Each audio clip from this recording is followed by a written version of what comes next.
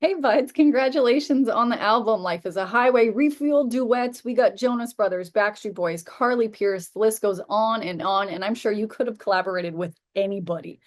How did you settle on these names?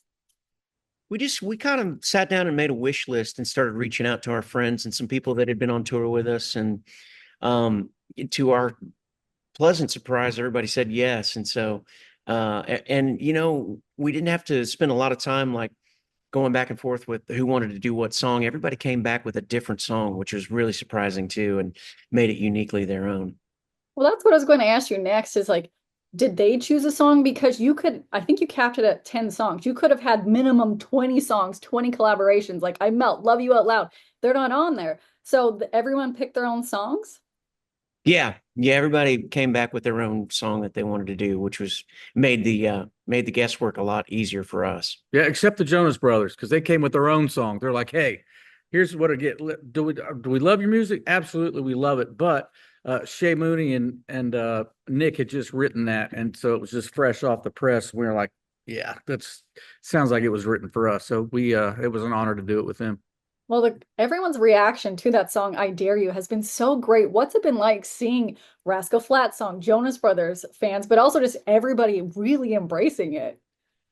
Well, my 14-year-old daughter finally thinks I've done something cool now that I'm doing a song with the Jonas Brothers. So it feels good to be back on the radio again. We took a break there for a little bit. So it's always a nice surprise when I'm driving down the road and I have the highway on and I hear it on there. So it's been really cool to be a part of a different collaboration outside of the genre too.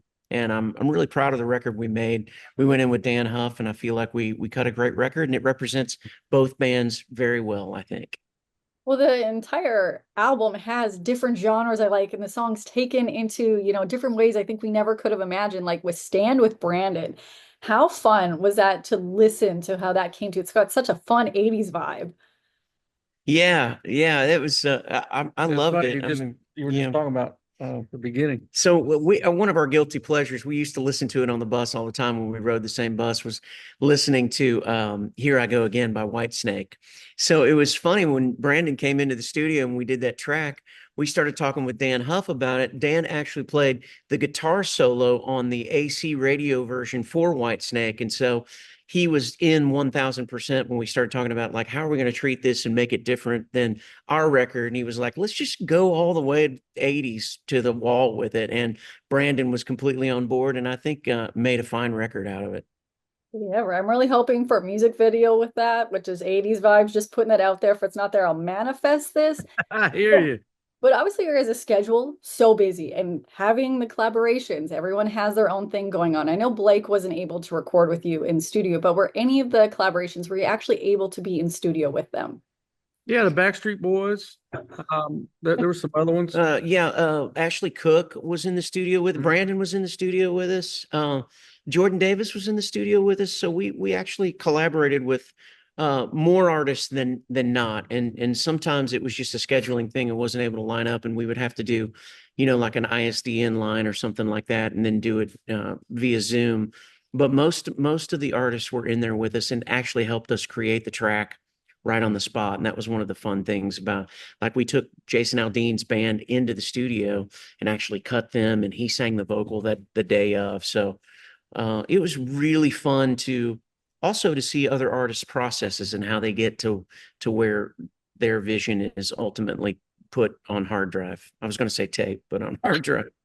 I love tape. It's very expensive to use in studio, though. With Backstreet Boys and being in studio with them, like I'm sure you kind of broke the internet with this duet. It went to number one when it was released. People are loving this, and then your performance on the award show recently. What did you learn about them and their process when you're there, or what was it like in studio? 'Cause there's a lot of you.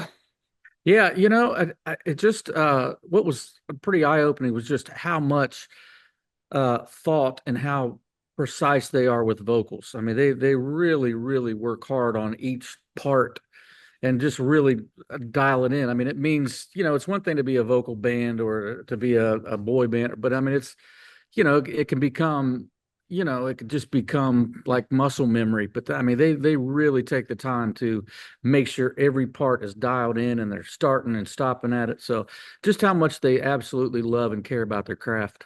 They're kind of selfless about spreading parts around too. They want the best guy for the best line, and it was amazing because when I recorded the vocals with them for what hurts the most, I would have them sing all the song all the way down, and then I would audition each line and sort of comp from there. And when I would send versions back to them, there was no like, oh man, I wanted to sing that line, or I wish I would have sung that line. They were very much on board with whoever the right person was for that line. They were settled with it. It's a masterpiece. Seriously, that just song makes me so happy. The whole album does. When we go back to the Jonas Brothers collaboration, you guys were huge with the Backstreet Boys. You're still obviously a huge group. Do you remember meeting the Jonas Brothers though for the first time? Because you and the Backstreet Boys would have been around at the same time, taking over the charts everywhere. But Jonas Brothers and like they We were. met on our tour. Yeah. Well, Joe yeah. first, right? Well, when Joe was dating Taylor Swift, Taylor was opening for us. Yeah, Taylor was opening for us. That was her first tour. So that's the first time that we had met. And yeah, so it's we've known him a long time. I'm still waiting to meet him. I've got a restraining order they filed against me. So So when we talk about, the craft and precision, Kelly Clarkson singing I'm Moving On, which also we'll talk about your tour in a moment, but hearing the vocals on that and then also your vocals and everyone collaborating on that. I know you've known her for years. When she came back and said, I want to do that song, did it just feel like that was the perfect choice and perfect moment? Yeah, she had done that song live a few times during some of her shows. So we knew how much she loved it and we knew what that song meant to her. And, she delivered it, because she's lived it. And so you can feel it when she sang it. And it was just, pretty much, I mean, it was just us coming in at the very end because she had done such a great job. There was no sense in cutting it up. And we just let her tell the story and she told it well. That song during your guys' tour is such also a beautiful, sweet moment that happens. And when we talk about your tour, you guys sold, what was it, like 140,000 tickets in only a matter of days. When you had that first show, or even now while you are on tour, can you feel that energy and hunger from fans that are just like, we're so flippin' happy you're back? Yeah, it's crazy. Yeah, it really is. I mean, we felt it every single night. It was just, it was overwhelming, to be honest. We were just so thankful and grateful. And we just, I mean, every day it was like we were new. Is it nice though, not having people constantly pepper you with questions of when are you going to go back on tour? When are you guys getting back on stage? Because I'm sure it was every day, like 10 times a day at least. yeah, I mean, I was glad that people still cared and wanted us around, I mean, that never got old. But yes, every time you would talk to somebody in town or in the industry or on the radio or anything, the first thing they would ask is when are you guys getting back together? And so I'm glad we answered the question. We certainly had a whole lot of fun doing it. Mm-hmm. And we've got some festivals this summer, and right now we're in a really great place. I think the time off really served us well to really have a new appreciation for our fans and for each other and what we were able to build together. And I'm just really, really grateful that things turned out the way they did, that people still cared and they showed up and they had a great time. And we gained as much from it as they gave to us. Mm-hmm.